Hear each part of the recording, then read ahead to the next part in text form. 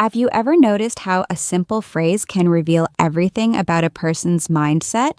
Words aren't just sounds, they're emotional fingerprints that expose who someone truly is. The moment you start listening, not just hearing, you begin to see the truth that most people try to hide. If you found this speech eye-opening, don't just scroll past, grow with it. Hit that subscribe button and join this journey of truth, psychology, and real human behavior. Every week, we uncover what people's words really mean, so you can protect your peace, sharpen your instincts, and never be fooled by surface-level talk again. Because remember, people can fake feelings. They can fake smiles, but they can never fake the words that expose who they really are. When a woman says, "I don't need a man," the meaning behind those 5 words depends entirely on where they come from. Pain or peace. On the surface, it sounds empowering, independent, and self-assured. Society even celebrates this statement as a sign of modern strength. But if you listen carefully to the tone, the attitude, and the emotion behind it, you can often hear something deeper. A story of disappointment, betrayal, or emotional scars that never fully healed. True independence isn't loud. It doesn't need to declare itself. A woman who is genuinely confident doesn't need to tell anyone she doesn't need a man, because she already knows her worth without making comparisons or defensive statements. When someone repeatedly says, "I don't need a man," it can reveal unresolved resentment or a defense mechanism created from hurt. Maybe she gave her heart to someone who broke it, trusted someone who betrayed her, or depended on someone who let her down. Over time, those experiences harden into walls, and those walls start speaking for her. So now that phrase becomes a shield, a way to protect herself from ever being vulnerable again. But the truth is, no one wins by rejecting connection. Human beings are wired for partnership, love, and emotional intimacy. Independence and interdependence can coexist. It's not weakness to want companionship, it's human. There's also a huge difference between not needing someone and not valuing someone. A woman who is healed and whole might say, "I don't depend on a man for my happiness, but I value having one who shares my peace." That mindset comes from maturity. She's not afraid of being alone, but she's not using that independence as a weapon either. She understands that relationships are not about completing each other, but complementing each other. However, when the phrase is used with arrogance or anger, it often signals that the woman has built her identity around proving she doesn't need anyone. She sees vulnerability as weakness and partnership as a threat to her independence. This type of mindset may bring short-term pride but long-term emptiness, because sooner or later everyone realizes that strength without softness leads to loneliness. For men, when you hear this phrase, don't judge too quickly, but don't ignore it either. It's not just words, it's emotional data. It tells you how she views relationships, trust, and even herself. If you meet a woman who says it out of bitterness, understand that you cannot fix her. That's an inner journey she must walk alone.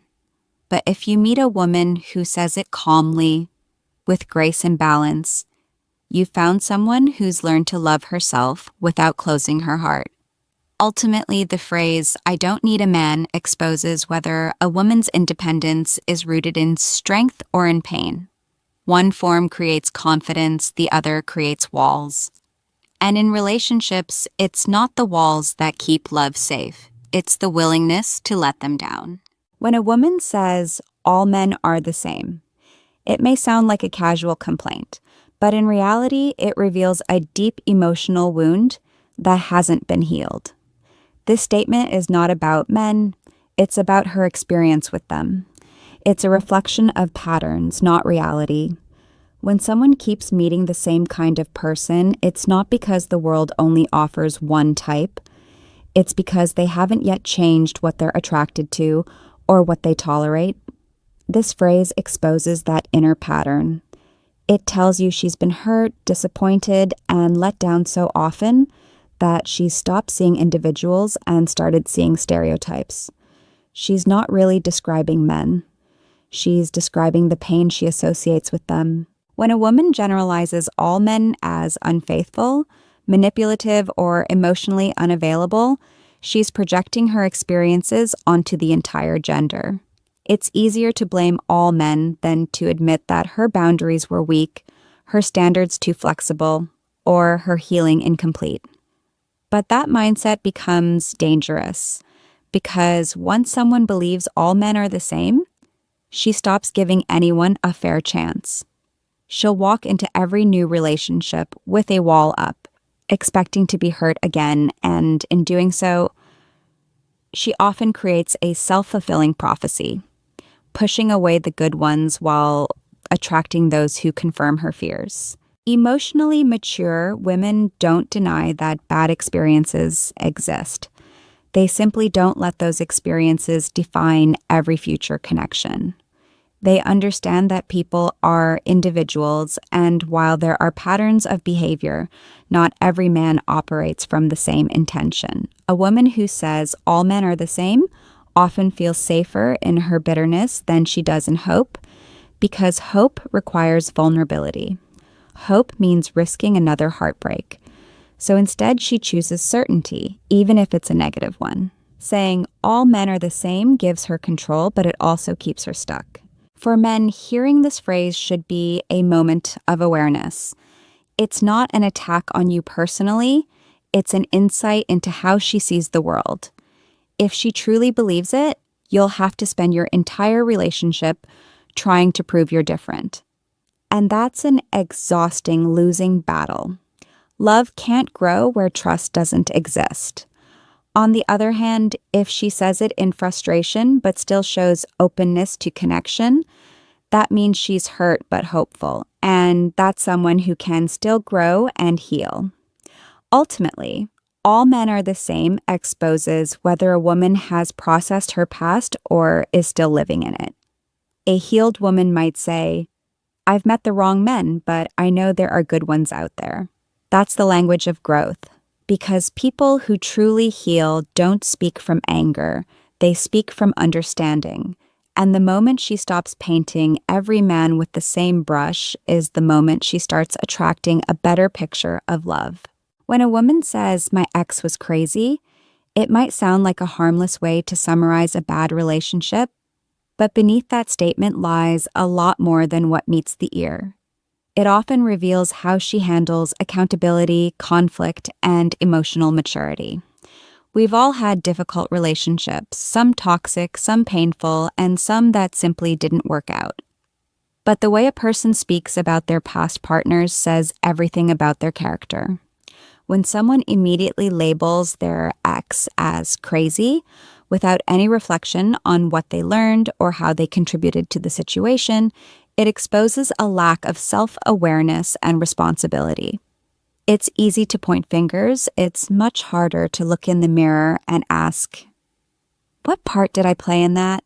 A woman who calls every ex crazy is usually telling you that she sees herself as the victim in every story. She's not interested in examining her own patterns, maybe her poor communication, emotional volatility, or tendency to choose the wrong partners. Instead, she frames herself as the innocent one and everyone else as unstable. The problem with this mindset is that it keeps her from growing. If every man she's dated was the problem, she'll never fix the behaviors that lead her into bad relationships to begin with. And sooner or later, that same story will repeat. And guess who will be the next one she calls crazy? Of course, there are real cases where an ex was truly manipulative or abusive. That's not the same thing. The key difference lies in how she talks about it. A woman who's genuinely healed and self-aware will say something like, "That relationship wasn't healthy, but I learned a lot from it." She can acknowledge pain without bitterness, truth without drama. But when she casually throws around the word crazy for every ex, it shows she's not yet processed what happened. It's a sign she's still carrying emotional baggage resentment, anger, or confusion that she hasn't let go of. Men should pay attention when they hear this phrase early on. It's not just gossip, it's a preview of how she might talk about you in the future.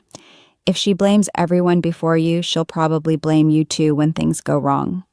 Relationships require humility, and humility starts with accountability. You can't build something honest with someone who refuses to look at their own flaws. Ultimately, my ex was crazy isn't about the ex at all. It's about her.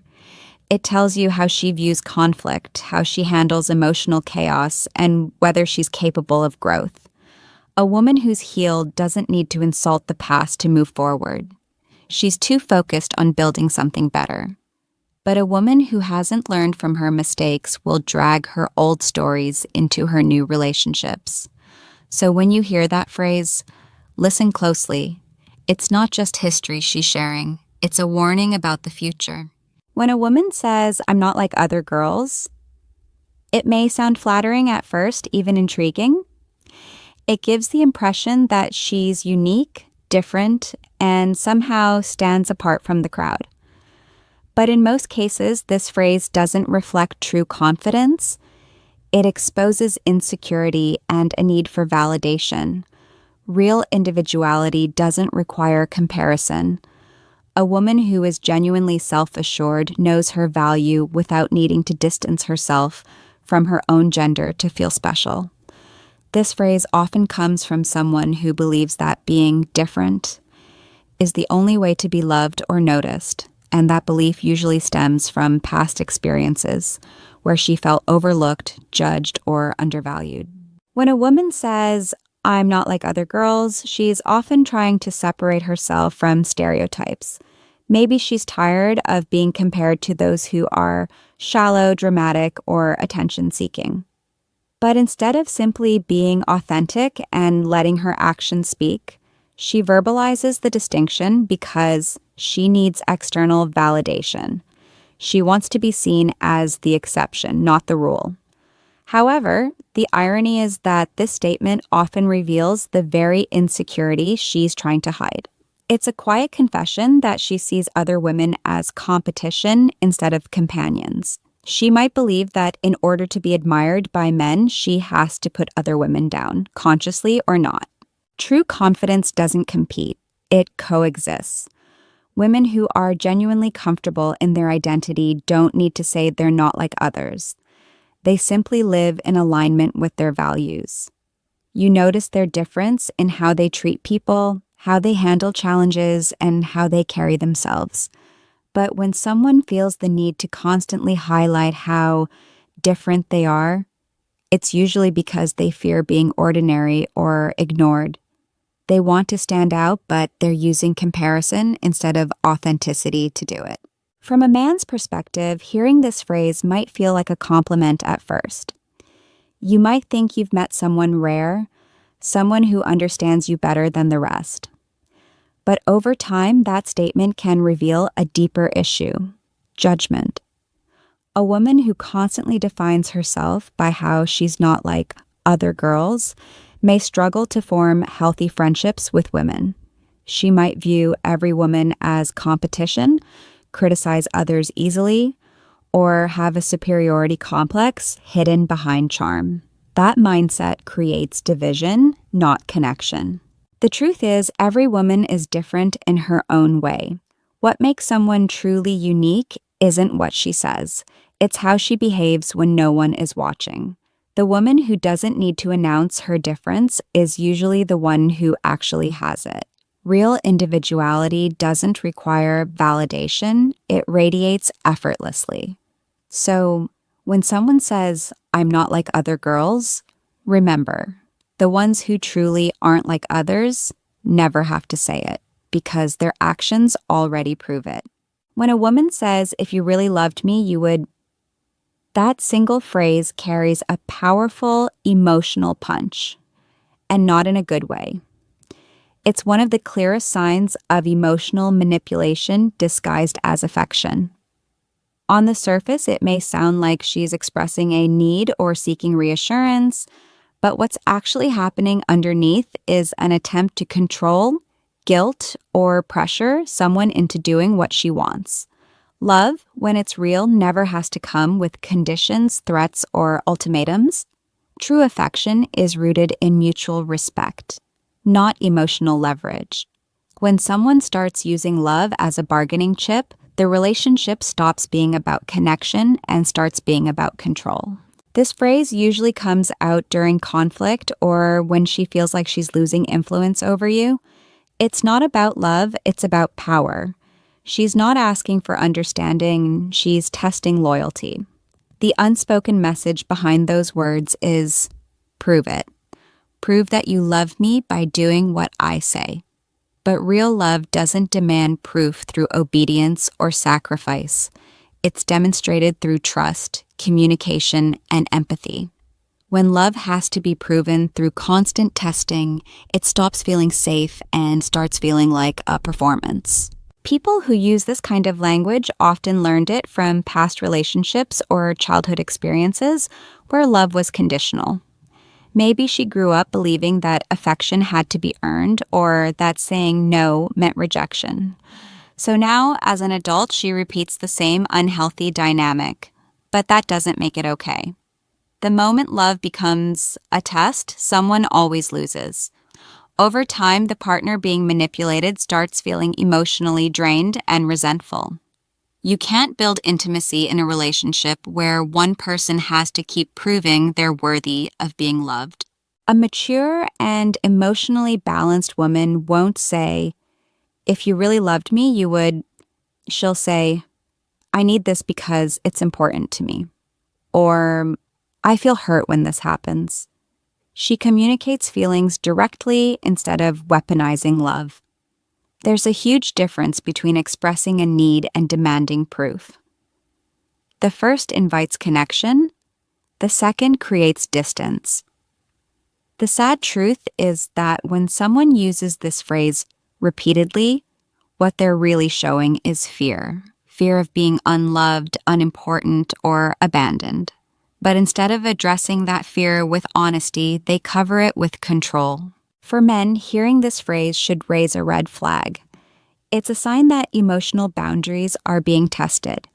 The more you give in to that kind of manipulation, the more it grows.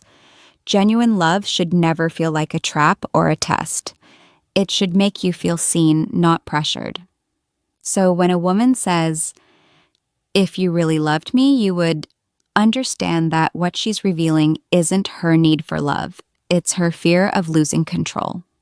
Real love never says, "Prove it." It says, "I trust you." And that's the difference between emotional maturity and emotional manipulation. When a woman says, "I deserve better," the meaning behind it depends entirely on how and why she says it. At face value, it can sound like a declaration of self-worth, a realization that she's not being treated the way she should be. In that sense, it's powerful. It shows she's setting boundaries and recognizing her value. But the tone, the context, and the mindset behind that phrase determine whether it's rooted in self-respect or entitlement. When spoken from humility and awareness, "I deserve better" means she's learned from her pain and knows she can no longer settle for less. But when spoken with arrogance and superiority, it exposes an inflated ego, someone who demands more than they're willing to give. There's a fine line between knowing your worth and thinking the world owes you something. A woman who truly understands her worth doesn't announce it repeatedly. She demonstrates it through consistency, kindness, and grace. She doesn't beg for better treatment. She simply stops entertaining situations that don't align with her standards. But a woman who uses "I deserve better" as a weapon or as a way to shame others often reveals that she's more focused on status and validation than genuine growth. It's easy to say, "I deserve better," after every disappointment. But the real question is, what have you done to become better yourself? This phrase often shows up when a relationship starts to challenge her patience or ego. Maybe she's comparing herself to others and feels she's entitled to more affection, attention, or luxury without putting in equivalent effort. She might use the phrase to justify walking away from something that requires maturity and compromise. In those cases, I deserve better isn't about healing, it's about avoiding responsibility. True growth happens when a person realizes that they must also be what they expect from others. A healthy relationship isn't built by one person demanding better treatment. It's built by two people striving to be better for each other. For men, hearing this phrase can be confusing because it can come from two completely opposite places: wisdom or ego. A woman who calmly says, "I deserve better," after being disrespected or mistreated is showing strength. She knows her limits and won't tolerate behavior that diminishes her peace. But if she says it frequently over trivial things or uses it to criticize or manipulate, she's showing entitlement. She's not looking for partnership, she's looking for perfection, and that doesn't exist. The truth is, everyone deserves better when they've done the inner work to earn it. But if "I deserve better" is just a way of avoiding self-reflection, it loses its meaning. The women who truly deserve better rarely say it. They simply walk differently, speak differently, and attract differently. Because when you genuinely grow, you no longer need to remind others of your worth. Your actions speak for you, and that's when "I deserve better" transforms from a complaint into a quiet truth.